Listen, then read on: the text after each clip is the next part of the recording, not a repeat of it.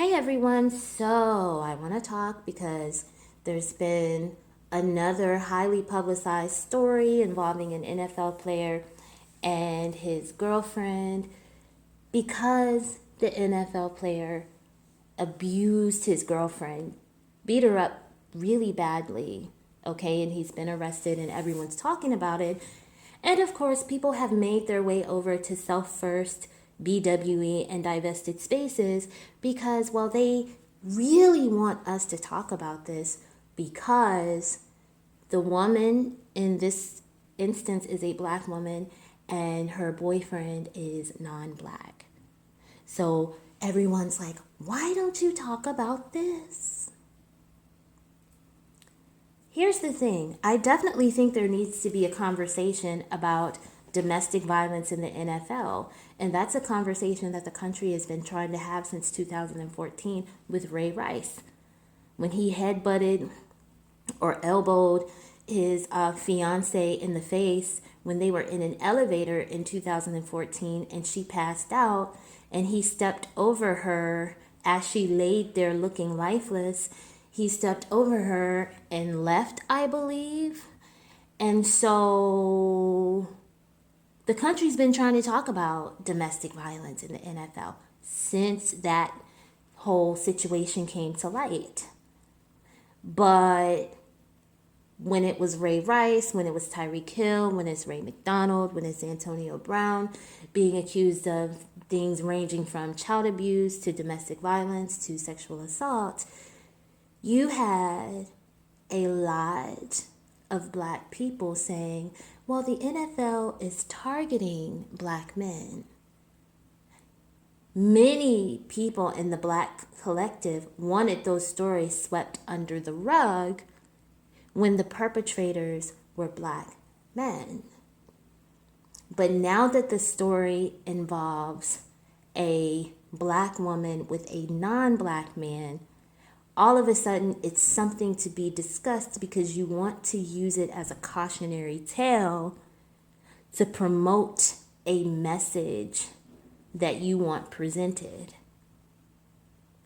See, normally you don't like it when Self First, BWE, and Divested Black women talk about black women being victims of abuse. You don't like it when we talk about the fact that at least 60% of black women report that they experienced some form of sexual assault by the time they were 18 years old. You don't like it when we talk about the fact that, sexual assaults on the campuses of historically black colleges and universities are believed to be widely underreported. You don't want to talk about the fact that black women are 19 times more likely to be the victims of violence than any other groups of women. You don't want us to have those conversations when people have to acknowledge the fact that the majority of the time when a black woman is victimized, she's victimized by a black male. You don't want to have the conversation then. So what you do is you create this environment where black women are not believed, black women are not supported, and as I said in a previous upload, black women are not viewed with the same level of empathy and humanity as other groups of women are. But when the perpetrator is a non-black male, then all of a sudden you want to have the conversation. So our ability to share our experiences, unfortunately, is centered around males. Because when you have the women, you have black women who don't want to have certain conversations because of black men, but then they do want to have other conversations because the men are non-black. What you're ultimately doing is you're centering our ability to talk about our trauma and our experiences on men. So if the man who victimizes a black woman is non-black, then yes, we can talk about it, we can share her story, we can support her, we can advocate for her. But if a black woman is victimized by a black male, then no, you want to sweep it under the rug.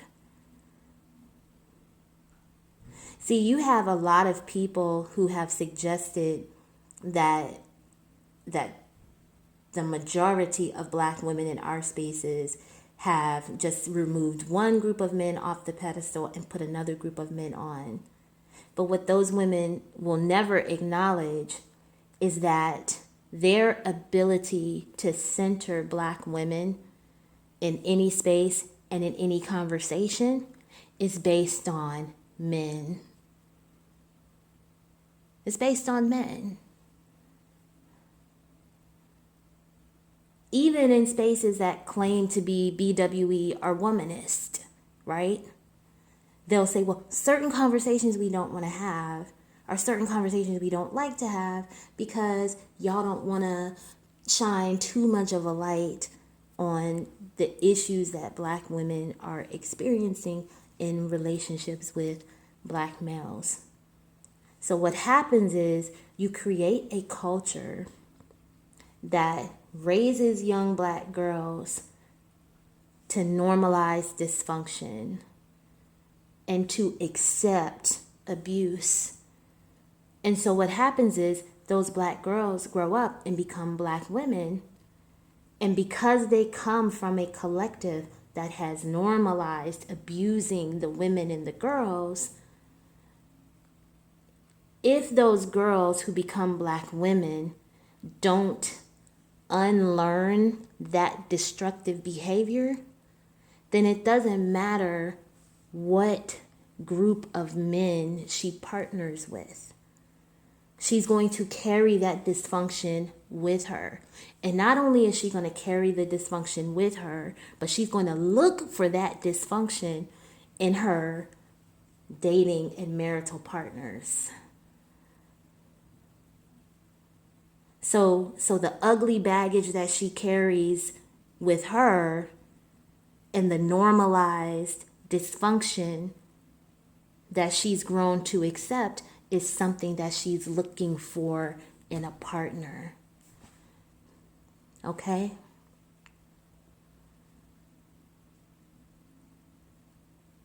So you shouldn't be just telling the stories of black women who experience domestic violence for shock value or using it to push a narrative.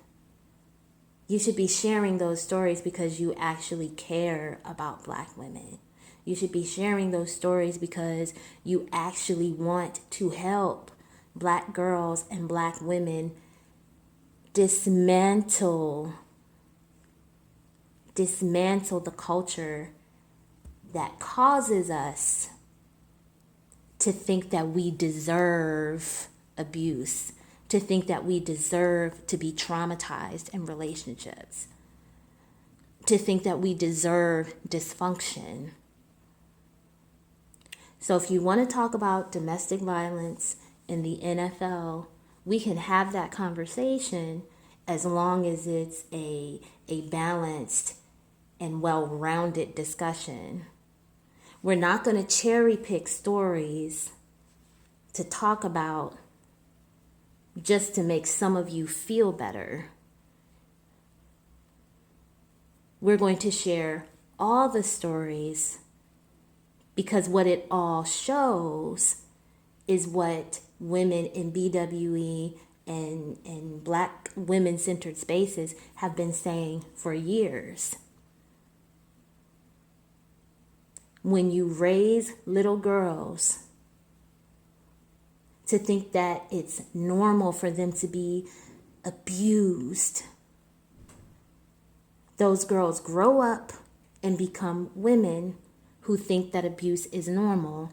And so if we care about black women, we know that the majority of black women, at least in this day and age, partner with black men. But if we really care about black women, we're going to say, okay, if you don't unlearn if you don't unlearn all of that junk and replace it with something more healthy, then you can change the race of man that you deal with, but you're still going to carry that negativity with you. You're still going to carry that dysfunction with you.